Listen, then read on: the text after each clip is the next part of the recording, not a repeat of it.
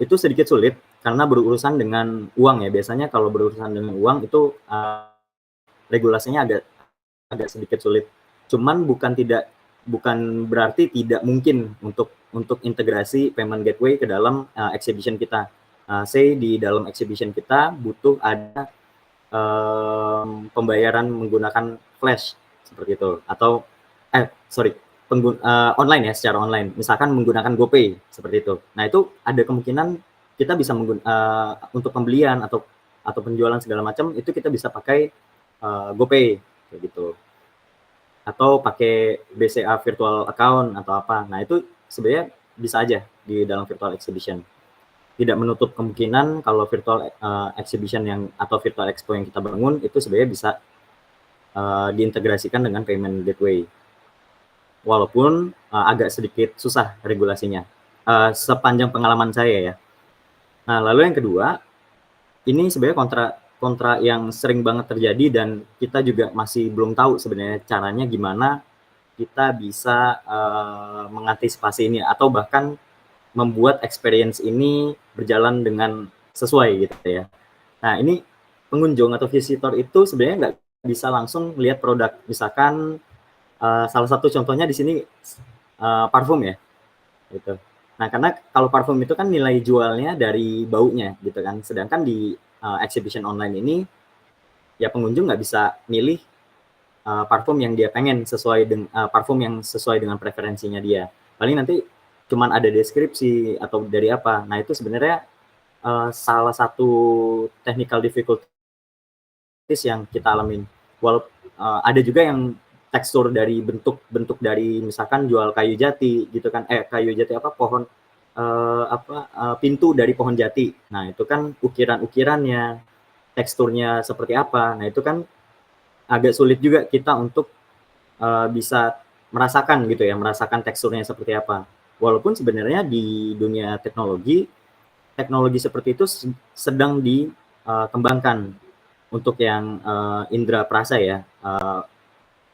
Nah itu sebenarnya masih dikembangkan, cuman belum tahu kita kapan kira-kira bisa dipakai secara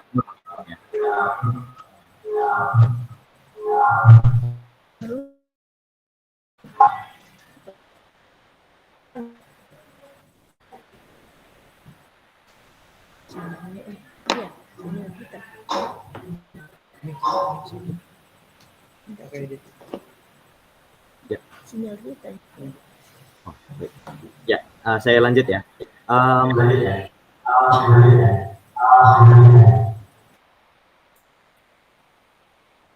Lalu di slide selanjutnya, di sini saya akan bahas juga terkait dengan potensi dari virtual exhibitions atau virtual expo ini. Tadi saya sudah mention juga untuk potensi itu sebenarnya sangat luas untuk potensinya. Jadi sebenarnya banyak banget yang bisa kita integrasikan ke dalam virtual expo ini. Karena saya base-nya dari game development, jadi sebenarnya dari saya kreativitasnya itu lebih banyak bagaimana virtual exhibition atau virtual expo ini bisa dinikmati oleh pengunjung dengan cara gimana ya, dengan cara have fun gitu. Gimana caranya mereka bisa have fun di dalam virtual exhibition ini. Misalkan kita masukkan mini games gitu, besar-besaran high score satu dengan lainnya gitu kan, dengan pengunjung lainnya. Ada juga mungkin bisa dibuat door prize seperti itu. Mungkin teman-teman yang lain bisa tambahkan ide bagaimana caranya virtual expo itu bisa jadi event yang sangat menarik untuk pengunjung datang gitu ya, untuk pengunjung bisa kunjungi. Dan ini juga bisa diakses secara offline, dan ini juga bisa diakses di event yang offline. Karena kita menggunakan web based ya, jadi kita ini sebenarnya basisnya adalah website. Jadi walaupun nggak full online, jadi nanti orang-orang yang datang ke dalam expo-nya secara offline itu juga bisa melakukan interaksi yang kurang lebih mirip dengan orang yang datang dari virtual exhibition ya, seperti itu. Jadi paling nanti di beberapa spot tertentu dipasang satu stand atau satu kiosk ya. Di sana dikasih mini games atau apa. Nah, itu juga bisa bisa terintegrasi dengan backend kita, jadi nanti sebenarnya satu data gitu kan. Jadi mereka walaupun nggak datang offline, tapi mereka juga tetap bisa berinteraksi dengan pengunjung yang offline, begitu secara asinkronus ya. Jadi, ya, mungkin dari slide sebelumnya ada yang mau ditanyakan sebelum saya lanjut? Ini ada sesi tanya jawab nggak ya?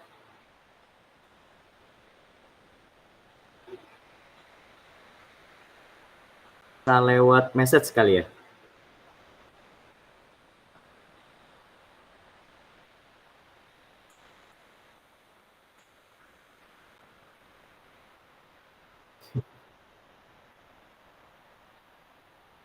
Hmm,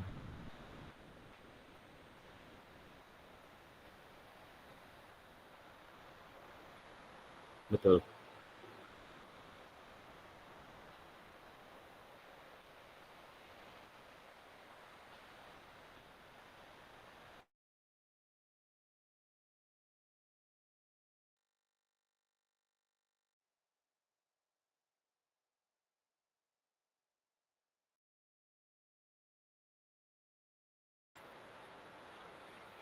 Oh, baik.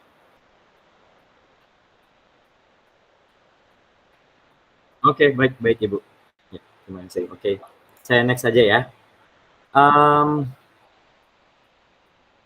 Oke, ini sebelum kita masuk, sebenarnya ada beberapa important points yang sedikit teknikal sebenarnya.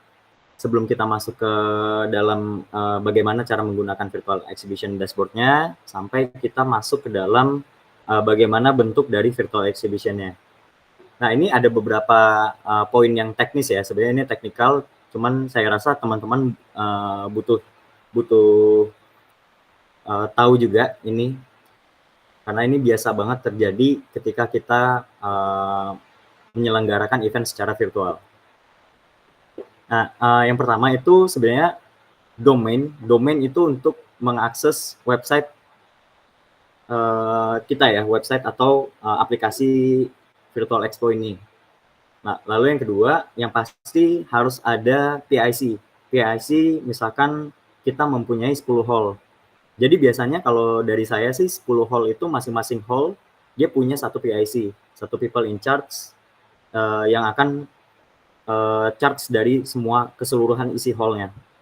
Seperti itu, mulai dari tenan, pengunjungnya segala macam, biasanya satu hall itu punya satu PIC. Dan itu menurut saya sangat penting ya buat virtual exhibition.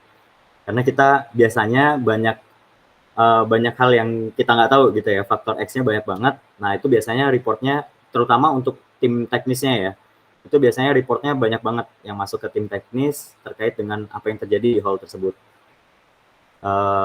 Misalkan ada satu analytics yang nggak jalan, jadi ada satu booth yang datanya nggak masuk nih, padahal pengunjung banyak gitu kan, ada aja yang seperti itu. Lalu juga administrator atau PIC yang tadi saya sebutkan untuk menginput data. Nah, ini sebenarnya data ini bisa diinput oleh pengunjung langsung, tenan langsung, tapi menurut saya lebih baik PIC yang isi dari kontennya ya, apa yang mau di-display, seperti itu, nomor kontaknya mereka berapa, terus juga nanti kalau mau ngontak mereka ke siapa. Nah, itu menurut saya pribadi lebih baik PIC yang masukkan kontennya, datanya. Lalu selanjutnya ada hosting server. Nah, hosting server ini teknis sekali. Ini juga pemilihan yang menurut saya cukup important, karena hosting server ini kan kita mungkin teman-teman yang sedikit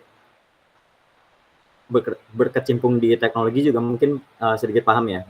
Hosting server ini sebenarnya cukup penting karena banyak banget sebenarnya hosting server yang ada di Indonesia, apalagi di dunia ini. Nah, ini sangat berpengaruh, terutama event yang mau kita selenggarakan itu targetnya ada di mana, misalkan ada di Indonesia, atau ada di Singapura, atau ada di bagian Amerika atau Eropa. Nah, hosting server ini, lokasi dari hosting server ini sangat berpengaruh, seperti itu.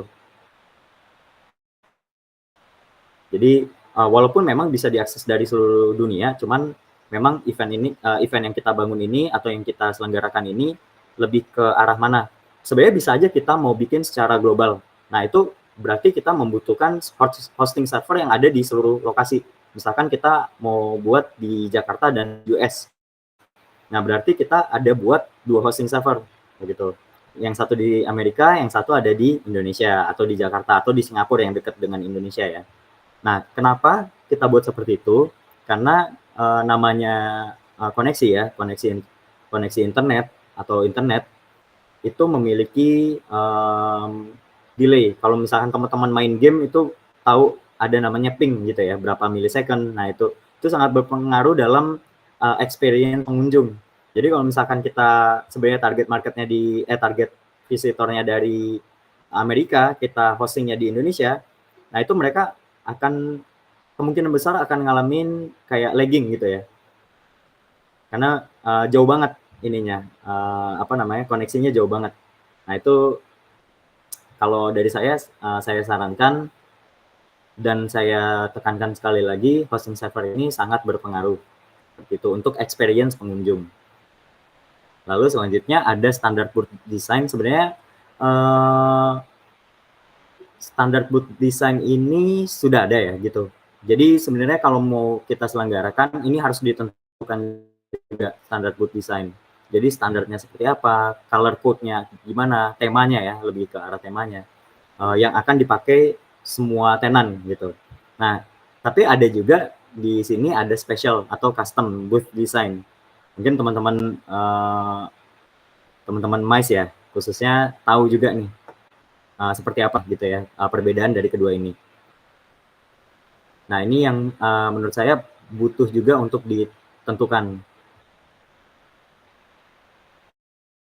Lalu selanjutnya, nah ini posibilitas atau kemungkinan apa aja sih rintangannya gitu ya untuk atau masalah apa aja sih yang akan terjadi. Nah, biasanya ini masuk teknis lagi ya. Sebenarnya untuk hosting itu kan atau server yang kita tetapkan itu kan sebenarnya kita nggak tahu ya kira-kira pengunjung akan berapa banyak. Say kita punya target 1 juta orang mengunjungi, gitu total 1 juta. Ternyata yang mengunjungi itu lebih dari kapasitas. Say dalam 1 hari itu ada 10 juta orang yang mengunjungi. Nah, ini yang biasanya terjadi dan sering terjadi selama pengalaman saya, itu server pasti akan down seperti itu karena melebihi kapasitas dari kemampuan si servernya. Nah, cuman di sini kita bisa secara cepat untuk mengupgrade atau mengupgrade atau menambah itu bisa secara vertikal atau horizontal. Itu bisa kita secara cepat untuk melakukan bukan mengantisipasi, mengsolve masalah ini, solving dari masalah ini. Nah, itu bisa aja. Biasanya dari pengalaman saya itu biasanya kita entah kita upgrade RAM-nya atau CPU-nya, entah kita tambahkan 1 komputer lagi. Jadi 2 komputer bekerja sama untuk event begitu. Jadi say 1 komputer itu cukup untuk nampung 1 juta pengunjung. Ternyata ada 10 juta, berarti kita tambahkan 9 komputer lagi seperti itu. Ada juga yang bisa nambahkan RAM-nya. Itu tergantung dari ininya kita ya, tergantung dari bagaimana kita mau solving. Tapi biasanya seperti itu, ada dua cara seperti itu. Misalkan ada teman-teman yang tahu teknis ya, yang lebih dalam, kita biasanya pakai Kubernetes. Itu teknologi dari saya lupa dari mana, cuman itu sangat mudah untuk kita scaling ya. Jadi seperti itu, tanpa downtime sama sekali. Jadi biasanya kan kalau kita ada maintenance, biasanya ya dari teknis itu ada maintenance, itu biasanya ada downtime. Downtime-nya itu maintenance-nya misalkan event nih kita adakan 1 sampai tanggal 10 Oktober. Ternyata di tanggal 5-nya itu melebihi kapasitas. Nah, itu kalau yang lama itu bisa aja dari 5 sampai tanggal 6 Oktober itu belum beres tuh maintenance-nya. Nah, kalau kita pakai Kubernetes dari sisi teknis, nah itu bisa secara cepat. Mungkin kurang dari 1 jam itu udah bisa kita solving masalahnya. Nah, jadi seperti itu. Ya, kita lanjut. Nah, ini juga yang biasa kita temukan juga ya, beberapa pengunjung itu banyak yang pakai mobile phones, gitu, atau handphone ya.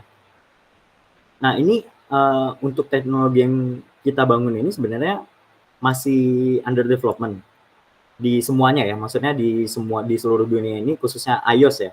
iOS juga untuk membuka WebGL. Jadi aplikasi yang kita bangun ini sebenarnya base-nya WebGL ya, WebGL. Jadi WebGL itu untuk kita bisa buka sebenarnya di seluruh dunia ini juga masih under development. Nah, yang kita sering alami itu dari pengunjung itu dia kadang-kadang nggak bisa buka, entah RAM-nya kekecilan, entah dia VGA-nya kemampuan dari smartphone-nya itu nggak kuat gitu kan. Jadi ada beberapa laporan yang masuk kalau ini nih nggak bisa dibuka gitu kan, untuk beberapa kasus, untuk beberapa orang. Nah itu. Jadi kira-kira seperti itu. Nah, untuk nge-solving-nya sebenarnya ini kita cuman bisa nunggu dari perkembangan teknologi sih sebenarnya untuk solving ini. Kalau dari sekarang sepertinya sudah lebih optimize ya. Bukan jadi ada yang benar-benar nggak bisa buka, jadi ada yang bisa buka tapi dia agak-agak nge-lag experience-nya. Gitu. Jadi yang sekarang mestinya sih teknologi sekarang sudah lebih optimize untuk buka itu. Misalkan Safari kita buka di web app-nya, nah itu kadang-kadang ada masalah lah kayak gitu. Inputnya nggak masuk atau bagaimana, ada aja sebenarnya masalahnya. Nah itu kalau anak teknis biasanya bilang ngebug gitu ya. Nah itu sering banget terjadi selama pengalaman saya. Cuman kalau kita buka pakai PC, itu sudah kemungkinan besar bisa dibuka kalau kita pakai laptop atau PC ya. Maupun itu Mac iOS atau PC Windows ya. Nah, sama yang ketiga juga, kecepatan provider juga sangat pengaruh untuk experience si visitor. Nah, ini sangat berpengaruh juga untuk providernya ya. Oke, lanjut. Nah, ini kita akan masuk ke dalam cara menggunakan Virtual Expo Dashboard. Jadi ini bisa saya skip aja ya untuk pertanyaannya.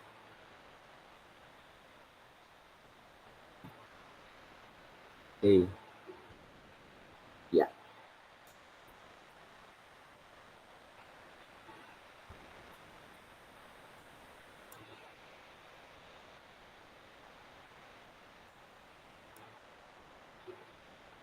Oke.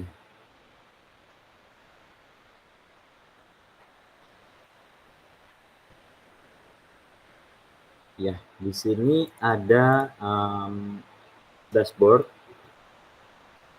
Ini saya coba share dulu ya ininya, linknya. Nanti kita bisa sama-sama buat cobain. Nah, di sini ada login info untuk admin. Jadi untuk admin atau PIC yang bertugas dan bertanggung jawab untuk acaranya bisa login lewat sini.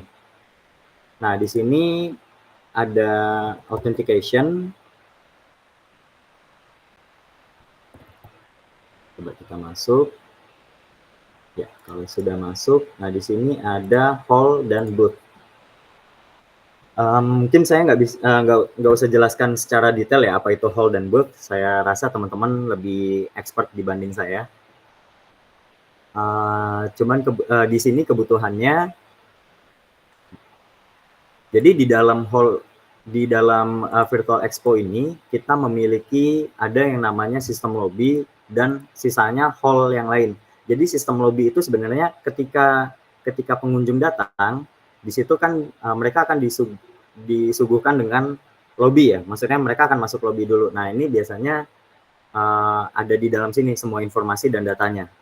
Seperti itu, misalkan floor plan-nya seperti apa, terus di auditorium, kalau mau ke auditorium itu lewat mana, terus ada kalau saya mau masuk ke hall itu lewat mana, nah itu biasanya kita setup di sini isinya, nah, seperti itu. Saya back. Lalu di dalam sini, nah ini yang harus ada juga, di dalam lobby itu harus ada satu booth. Nah, booth ini spesifik isi data yang tadi saya sebutkan. Itu.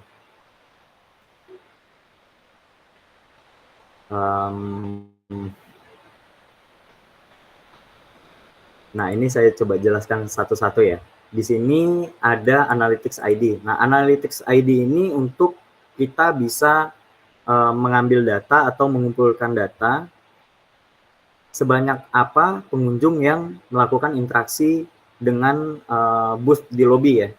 Jadi misalkan kita ada ngasih satu pamflet atau satu lembaran bentuknya PDF, nah itu berapa banyak orang yang download atau berapa banyak orang yang membuka si PDF tersebut, berapa orang yang ngeklik si PDF tersebut. Nah ini bisa aja kita masukin di sini. Gitu. Kalau di sini karena dia bentuknya booth, jadi lebih ke arah berapa banyak orang yang berinteraksi dengan booth-nya. Nanti bisa secara spesifik yang tadi saya sebutkan seperti pamflet. Nah, misalkan pamflet di sini kita taruh pamflet atau kita taruh apa. Nah, di sini ada bisa aja kita tempel di sini berapa orang yang ngeklik si pamflet ini atau brosur gitu kan. Nah, di sini ada poster, ada brosur gitu. Nah, ini berapa banyak orang yang berinteraksi dengan ini.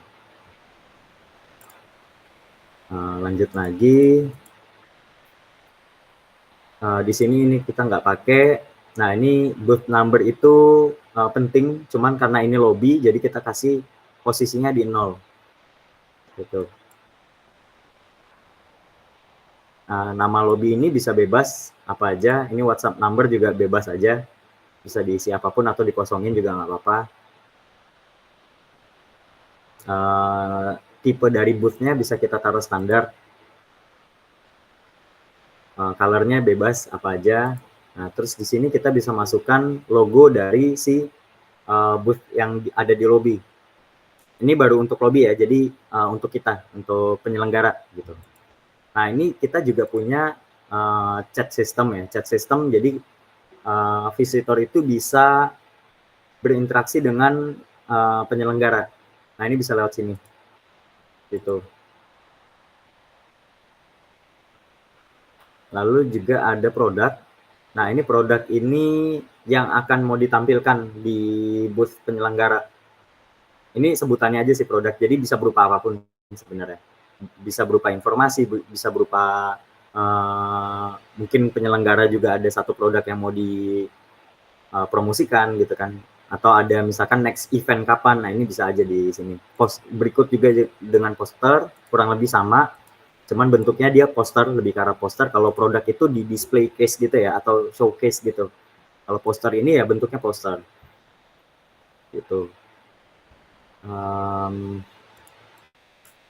Ya, di dalam poster ini juga ada posisi, jadi nanti di dalam booth itu kan ada posisinya. Untuk poster kan kita maksimal ada berapa nih? 1, 2, 3, 4, 5, 6, 7. Nah, berarti ada sekitar 7 poster yang bisa kita tempel. Nah, ini masing-masing bisa kita atur letaknya di mana dari si posisi ini. Gitu. Dan deskripsinya juga bisa kita atur. Nah, deskripsi ini akan ada di beberapa atau di semua ini ya, di semua isi konten ya.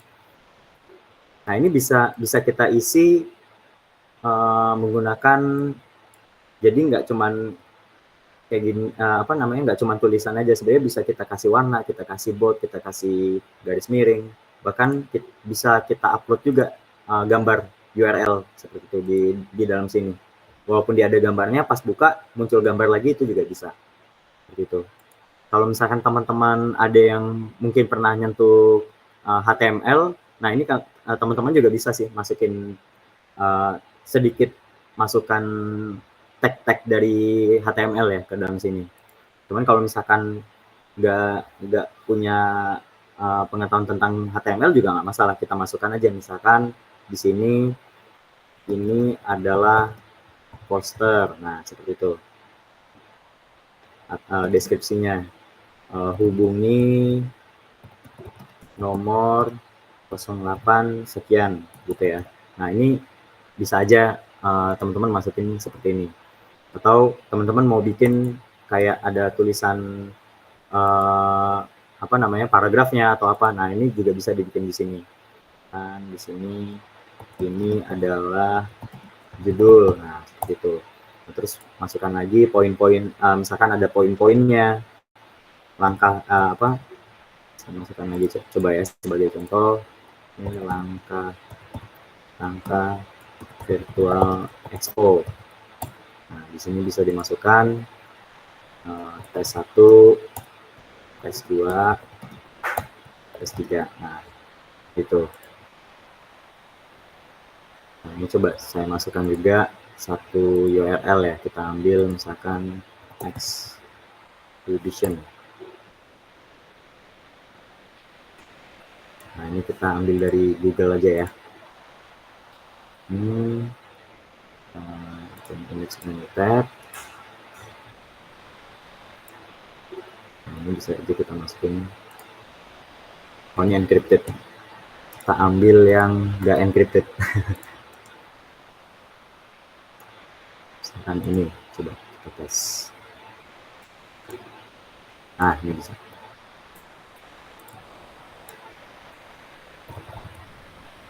Nah, nanti dia munculnya seperti ini. Nah, ini kita save.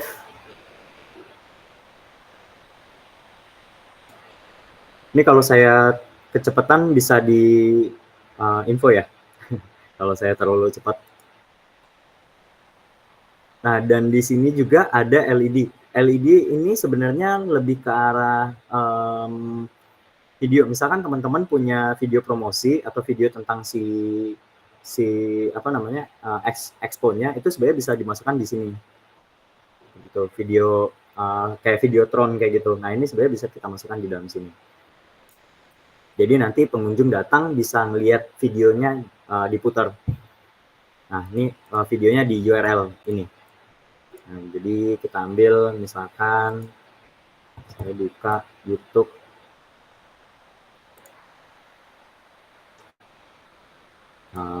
MICE ya, MICE Politeknik di Medan. Nah, misalkan seperti ini. Nah, ini bisa aja kita masukin di sini. Jadi kalau ada pengunjung yang ngeklik videonya, dia langsung muncul di layarnya ada video dari sini. Seperti itu. Ini saya save. Nah, ini juga ada brosur. Brosur ini bisa kita isi dengan PDF. Nah, misalkan kita upload PDF-nya ke Google Drive. Nah, ini kalau misalkan user atau visitornya datang, ketika mereka ngeklik brosurnya, itu akan dimunculkan PDF yang sudah kita buat. Gitu. Bahkan mereka juga bisa download PDF-nya. Misal ada kayak floor plan-nya atau brosur apa gitu ya, itu bisa aja kita taruh sini. Oke. Setelah booth, itu aja sih paling. Oke, kita masuk ke hall ya. Nah, di dalam hall ini yang sudah saya bikin ya. Jadi nanti teman-teman bisa kita bareng-bareng juga buat bikin hall. Jadi nanti teman-teman juga bisa cobain bikin booth, bikin hall satu-satu. Mungkin lebih enak kalau ada kelompok ya. Jadi satu kelompok satu megang satu hall, anggota-anggotanya megang satu booth masing-masing. Gitu. Misalkan saya ada 2 kelompok atau 3 kelompok, satu kelompok 5 orang, jadi nanti di hall 1 ada 5 booth, di hall 2 ada 5 booth gitu misalkan. Mungkin lebih enak gitu kali ya buat kita tes, buat kita nyobain si aplikasi ini. Di sini ada hall position. Nah, hall position itu menentukan dia hall berapa. Ini sebisa mungkin sih jangan sama hallnya, apa posisinya kayak gitu. Sebisa mungkin harus beda-beda urutannya ya, urutannya. Misalkan hall 1, hall 2, hall 3 kayak gitu. Ini ada nama dari hallnya sesuai dengan temanya, misalkan produk kreatif yang kita mau munculin di satu hall itu, atau isinya tuh food and beverage, F&B, atau isinya baju, celana kayak gitu, apparels gitu ya, sepatu dan lain-lain.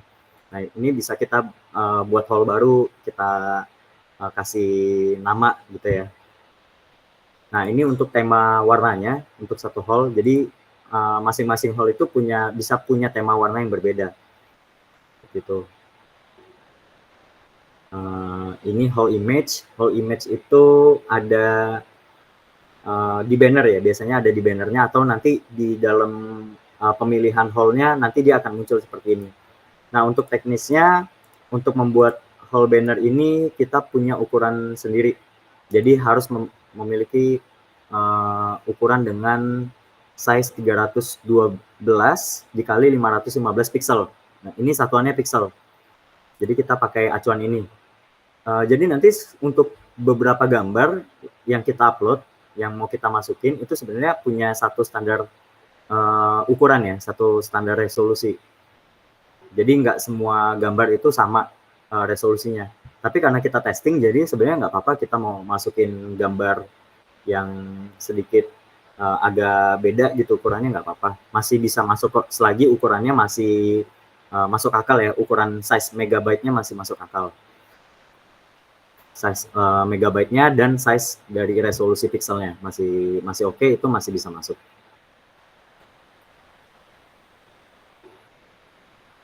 Oke, selanjutnya, nah di sini ada banner. Di sini kita pakai contohnya dari BUMN ya, dari padi. Di sini bisa kita, jadi nanti di dalam hall itu ada beberapa banner. Nah, ini bisa kita input di sini. Tuh. Nah, di sini saya masukkan juga banner dari logonya Politeknik Negeri Medan ya. Jadi nanti kita bisa lihat bareng-bareng bentuknya nanti seperti apa.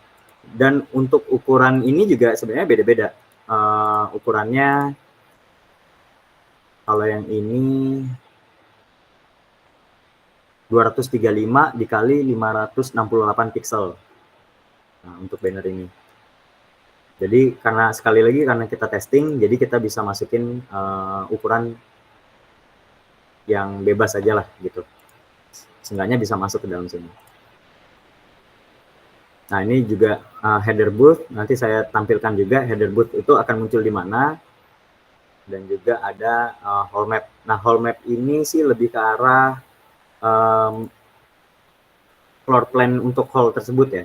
Jadi floor plan-nya ada apa di mana gitu kan, misalkan di satu hall itu punya apparel, satu hall apparel gitu ya, misalkan Dior ada di mana, terus apalagi ya, Carville ada di mana, kayak gitu kan, baju yang mana, Miniso Uniqlo ya, Uniqlo ada di mana. Nah, ini bisa kita upload di sini gambarnya, floor plan-nya. Jadi nanti pengunjung bisa lihat, oh Miniso ada di sini misalkan, oh Uniqlo ada di sini, oh Alfamart ada di sini, Indomart ada di sini, seperti itu.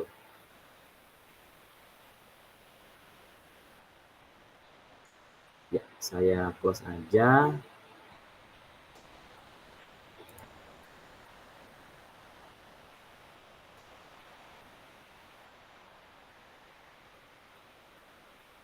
Ya, kurang lebih seperti itu. Sampai sini kira-kira ada yang mau ditanyakan nggak ya sebelum kita masuk ke aplikasi virtual exhibition-nya? Atau kita lanjut aja?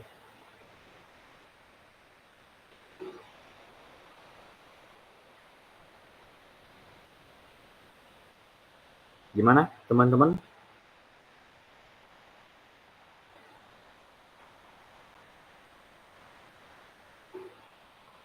Ini koneksi saya, oh masih online ya. Gimana? Saya lanjut aja ya? Ya. Ya. Ya, Bu. Ya.